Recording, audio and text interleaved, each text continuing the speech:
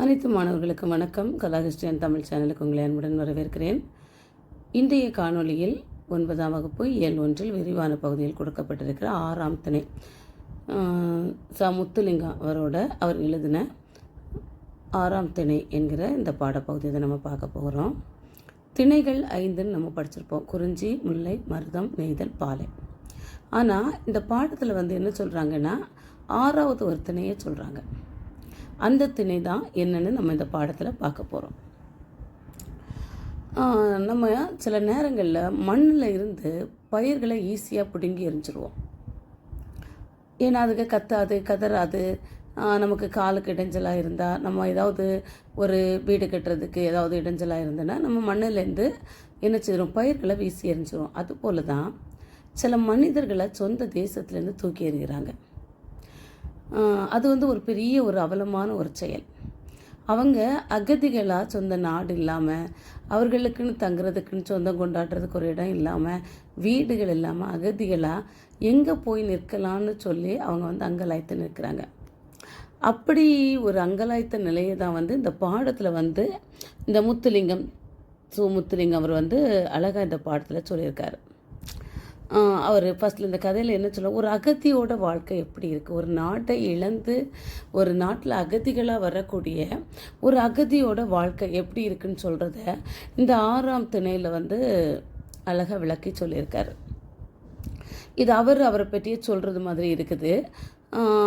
இந்த கதையை அவர் சொல்கிற நேரம் தொடக்கத்தில் என்ன சொல்கிறாருன்னா, அந்த நேரத்தில் அவங்க எங்கே இருக்காங்கன்னா, இலங்கையில் மவுண்ட் லவ்னியான்னு சொல்லக்கூடிய ஒரு இடத்துல வாடகை வீட்டில் இவங்க தங்கியிருக்காங்க. அந்த வீட்டுக்கு சொந்தக்காரருக்கு பேர் ப்ரீஸ். அவருக்கு தமிழ் தெரியாது. அவருக்கு தெரிஞ்ச மொழி இலங்கையோட மொழியான சிங்களம் தான் தெரியும். ஆனால் இவருக்கு நம்ம இந்த பாடத்தில் வரக்கூடிய ஹீரோக்கு என்ன தெரியாது, சிங்களம் தெரியாது. 1938ஆம் ஆண்டு மே மாதம் ஒரு இரவு இலங்கையில் கலவரம் மெல்ல மெல்ல மெல்ல மெல்ல ஊர்ந்து கொழும்புக்கு வருது. கலவரம் கொழும்புக்கு வருது. எந்த நேரமும் அந்த அகதிகளாக தங்குறவங்களுக்கு வீட்டை தாக்குதலுக்கு உள்ளாக்கலாம். இவங்களுக்கு என்ன செய்யறன்னு தெரியல. இவங்க அண்ணா அவருடைய உயிரையும் உடைமைகளையும் அவரோட ஹவுஸ் ஓனரு ப்ரீஸ் தான் காத்துக்கொள்ளணும் அப்படின்னு சொல்லிட்டு அவர்கிட்ட போய் கேட்குறாரு. அவரும் என்ன பண்ணுறாரு, அந்த ப்ரீஸ்ன்னு சொல்கிறவரும் வெளியில் சேர் போட்டு இரவு முழுவதும் உட்காந்துருக்காரு. ஏன் உட்காந்துருக்காருன்னா, அவர் ஒரு சிங்களர். அப்போது அந்த வீட்டில் யாரும் இல்லை, அகதிகள் யாரும் இல்லை அப்படின்னு நினைப்பாங்கன்னு சொல்லி அவரும் தூங்கலை. நமக்கு இந்த பாடத்தில் இருக்கக்கூடிய சொல்லியிருக்க முத்துலிங்கம் அவருடைய அண்ணனை தூங்கலை. இரவு முழுதும் முழிச்சுட்டே இருக்காங்க. காலையில் ஆனால் தெரியுது, அந்த பகுதியில் இந்த 3 வீடுகளில் ஒரு வீட்டுக்காரங்க என்ன பண்ணிட்டாங்கன்னா, மூட்டை முடிச்செல்லாம் கட்டிட்டு தப்பி போயிட்டாங்க. ஒரு வீட்டுக்காரங்க வீட்டோட உடைமைகள் எல்லாத்தையும் என்ன பண்ணிட்டாங்க, சிதைச்சிட்டாங்க. சிதலம் அடைஞ்சிடுச்சு. இவங்க மட்டும் காப்பாற்றப்பட்டுட்டாங்க. அப்படி இருக்கிற நேரத்தில் காலையில் ஒரு போலீஸ் வேன் வருது. அந்த போலீஸ் வேன் என்ன செய்யுது, இந்த தமிழ் குடும்பங்களையா அகதிகளோட முகாமுக்கு அழைத்து செல்லுது. அப்போ இவங்க அகதிகளோட முகாமுக்கு அழைத்து சொல்லணுன்னா இவங்க கையில் ஒரே ஒரு பெட்டி மட்டும்தான் எடுத்துகிட்டு போகலாம். அவங்க வீட்டில் இருக்கிற திங்ஸ் எதுவுமே எடுத்துகிட்டு போகக்கூடாது. இவங்க எங்கேருந்து போகிறாங்க, எப்போ இந்த இடத்துக்கு வருவாங்க, எதுவுமே தெரியாது. அகதிகள் முகாமில் தங்க வைப்பாங்க. அங்கே நிறைய பேர் இருப்பாங்க. இவங்க சிலர் என்ன பண்ணுறாங்கன்னா, ஒரு பெட்டி தான் எடுத்துகிட்டு போக முடியும்னா அவங்க என்ன இருப்பாங்கன்னா, புத்தகங்களை எடுத்துகிட்டு போகிறாங்க. அதில் இவர் என்ன புத்தகம் எடுத்துகிட்டு போகிறாருன்னா, டேனியல் டிப்போ எழுதிய ராபின்சன் குரூசோ என்கிற ஒரு புத்தகத்தை இவர் எடுத்துகிட்டு போகிறார். அப்படி நிறைய பேர் அந்த புத்தகங்கள் தான் அவங்கள விடுதலை உணர்வை தூண்டக்கூடிய ஒரு ஆயுதம்.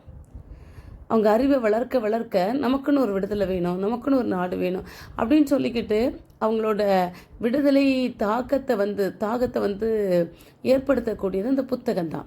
அதுபடி இந்த முத்துலிங்கம் அவர்கள் இந்த புத்தகத்தை டேனியல் டிஃபோ எழுதிய ராபின்சன் குரூசோ என்ற ஒரே ஒரு புத்தகத்தை தான் எடுத்துகிட்டு போகிறாரு. அவங்களுக்கு எப்போ வீடு திரும்புவோம், எப்படி வரும் ஒன்றுமே தெரியாது. ஆனால் இவங்க இந்த அகதிகளுக்கு போகிற இடத்துல போடுறதுக்கு என்ன இருக்காது, ட்ரெஸ்ஸே இருக்காது. அப்படி இருக்கிற நேரத்தில் என்ன பண்ணுறாரு, இவர் போகிற வழியில் அங்கே என்ன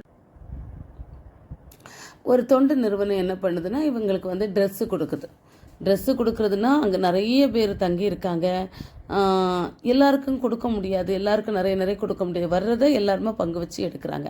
அப்படி எடுக்கிற நேரத்தில் ஒரு நைட் ட்ரெஸ்ஸோட மேல் சட்டை மட்டும் இவருக்கு கிடைக்கிது. அது ரொம்ப பெருசாக இருக்குது அந்த மேல் சட்டை. கடைசி பட்டனை போட்டுறதுக்கு இவருக்கு கை கூட இல்லை. ஆனால் அந்த சட்டையே அவர் ரொம்ப ஆசையாக அணிஞ்சிக்கிறார். மொத்தம் அந்த அகதி முகாமில் எத்தனை பேர் இருக்காங்கன்னா 2000 பேர் இருக்காங்க. இதில் இன்னும் நிறைய முகாம்கள் அந்த இடத்துல இருக்குது. அகதிகளாக ஒரு மறியல் கைதிகளை போல் அவர்கள் வந்து என்ன செய்கிறாங்கன்னா உணவை வரிசையில் நின்று வாங்குகிறாங்க. ஒரு உணவு கூட ஒரு குறிப்பிட்ட அளவு தான் கொடுக்குறாங்க. அந்த உணவை வரிசையில் நின்று வாங்குறாங்க. அவர் சொல்கிறாரு, அந்த வரிசையில் நின்று அவர் சாப்பாடு எண்ணி ஒரு 2 கரண்டி அதில் போட்டுற சொல்கிறாரு.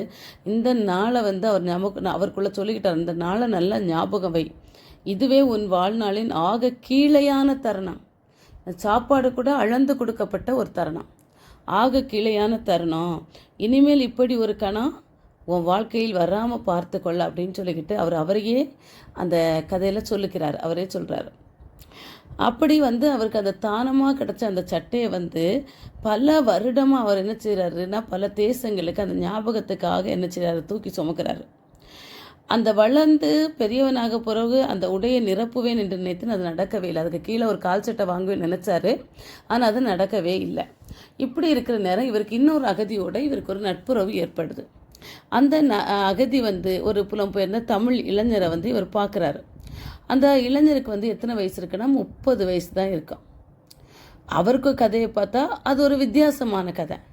அவர் இலங்கையில் பேங்காங்கிலெல்லாம் சிறையில் இருந்திருக்காரு. ரஷ்யாவில் வந்து என்ன பண்ணியிருக்காருன்னா ஒரு பனி புதையலில் மயிர் இலையில் உயிர் தப்பியவர். ஏன்னா அகதிகள் சுதந்திரமாக எல்லா இடமும் சுற்றி தெரிய முடியாது. அதனால என்ன பண்ணியிருக்காரு, இவர் ஒழிச்செல்லாம் இருக்கிற நேரத்தில் ரஷ்யாவில் ஒரு பனி புதையலில் வந்து மயிர் இலையில் வந்து உயிர் தப்பி இருக்கிறாரு. அடுத்தது வந்து என்ன பண்ணியிருக்காருன்னா 9 நாள் விசா கெடுவை மீறி தங்கியதுக்காக இவருக்கு சிங்கப்பூரில் இவரை குப்புற கிடக்க வைத்து 9 பிரம்படிகள். 9 நாள் தான் விசா முடிஞ்சு 9 நாள் அங்கே தங்குவதற்கான அந்த கடவுச்சீட்டு முடிஞ்சு 9 நாள் தான் இருந்திருக்கு. அவர் அதுக்கப்புறம் அங்கே தங்கினாருன்னு சொல்லி அவரை குப்புற வச்சு அந்த இளைஞனை 9 பிரம்படிகள் கொடுத்துருக்காங்க. கழுத்தில் மர பூட்டை போட்டுட்டு ஒரு கடினமான தட்டிமனான ஒரு மனிதன், பெரிய ஒரு மனிதன் வந்து பிரம்பினால் அவனை அடிக்கிறான். அப்புறமா இவர் எங்கே செய்கிறாருன்னா அமெரிக்காவில் போய் செய்கிறாரு.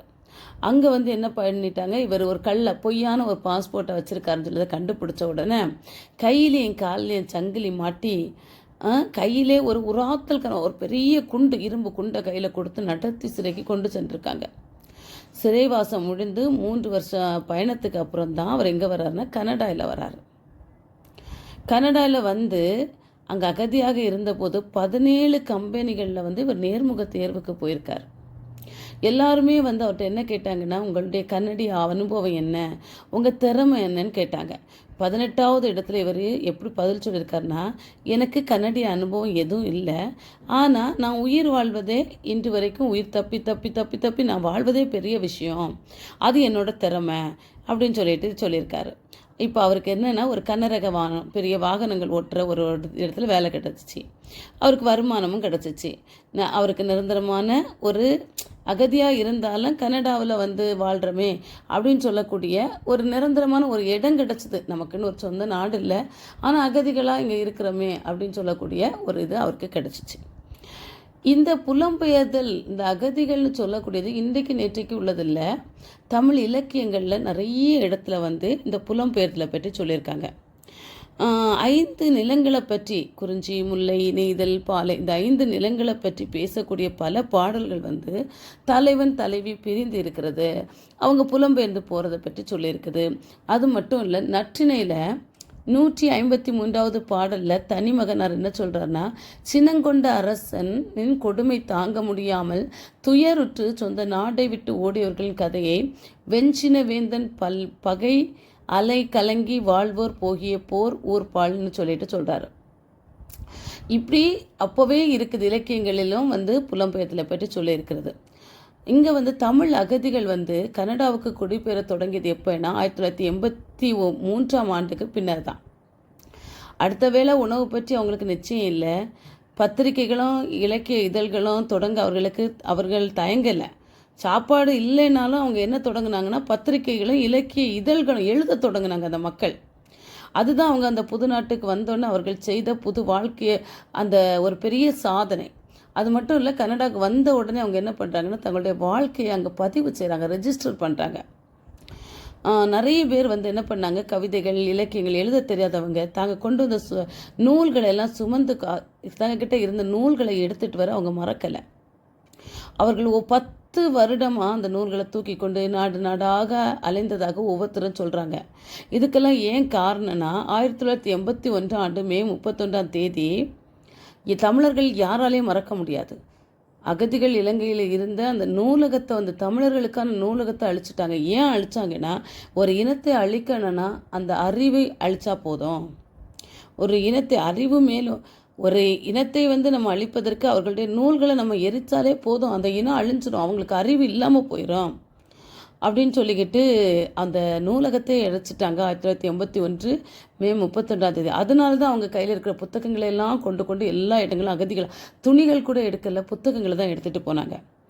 ஃபாரன்ஹீட் 451 451 நூல் வந்து அதை தான் சொல்லுது. ஒரு அறிவை சாகடித்து விட்டாலே மனிதன் செத்து விடுவான். ஒரு மனிதனுடைய கல்வி இல்லை, ஸ்கூல் இல்லை, புத்தகம் இல்லைனாலும் மனுஷன் செத்ததுக்கு அடையாளம் தான். ஒரு மனிதனுடைய அறிவை, புத்தகத்தை, அவனுடைய படிக்கிற இடத்த எல்லாம் அழிச்சிட்டாலே அந்த மனிதன் சாவறதுக்கு அடையாளம் தான்.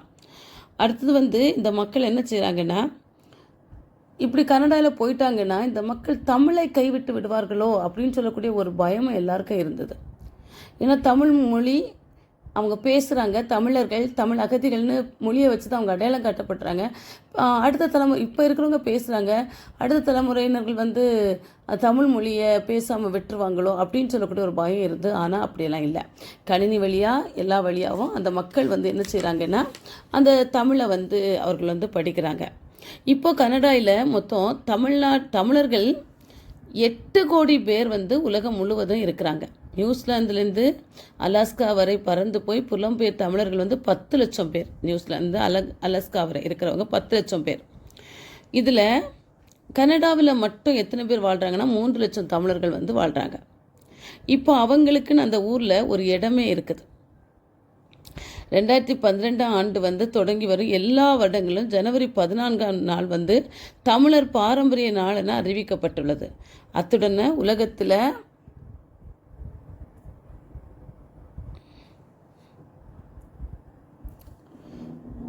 உலகத்தில் வந்து 2வது பெரிய தேசமான கனடாவில் முதலாக இந்த அகதிகளுக்குன்னு ஒரு தெரு வச்சுருக்காங்க. அதுதான் வன்னி வீதி.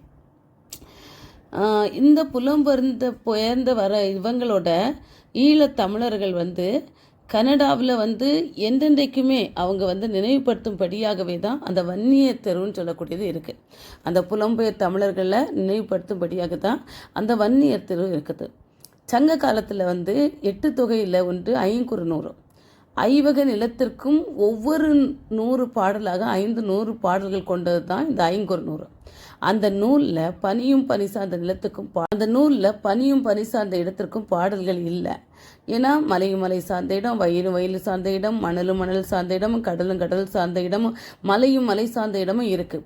பனி சார்ந்த இடமும் இல்லை. அதே போல் புலம் சார்ந்த 10 லட்சம் மக்கள் சென்றடைந்தது எல்லாமே பனி பிரதேசத்துக்கு தான். இவர் சொல்கிறார், அவருடைய கிராமம் கொக்குவில், கனடாவில் கொக்குவில். அங்கே ஒரு காகம் இருக்குது, 6 மணி குருவியே இருக்குது. சரியாக காலை 6 மணிக்கு இந்த குருவி என்ன செய்யுமா, கீன்னு சத்தம் விடுமா. காகத்துக்கு பறக்கும் எல்லை 2 மைல் தான் பறக்கும். ஆனால் இந்த 6 மணி குருவிக்கு எல்லையே கிடையாது. இமயமலைக்கும் பறந்து போய் மீண்டும் திரும்பும். ஈழத்திலேருந்து புலம்பெயர்ந்தவர்கள் இந்த 6 மணி குருவி போல, இலங்கையிலேருந்து புலம்பெயர்ந்து வந்தவர்கள் இந்த 6 மணி குருவி போல அவர்களுக்கு எல்லையே கிடையாது. அவர்கள் உலகம் வந்து பனியும் பனி சார்ந்த நிலமும். அதுதான் 6ஆம் திணை. நமக்கு வயல் சார்ந்த இடம், மலையும் மலை சார்ந்த இடம், மணல் சார்ந்த இடமும், கடல் சார்ந்த இப்படி எல்லாம் இருந்தாலும் 6வது திணை வந்து இவங்க பனி சார்ந்த இடங்களில் தான் போயிருக்காங்க. அந்த பனியும் பனி சார்ந்த இடம் தான் இந்த அகதிகளோட வாழிடம், 6ஆம் திணைன்னு சொல்லிட்டு நம்முடைய இந்த ஆசிரியர் வந்து அகதிகளோட கதையை வந்து அவர்களுடைய அந்த வாழ்க்கை வரலாற்று அழகாக இந்த கதையில் படம் பிடிச்சி காட்டியிருக்காரு. நன்றி.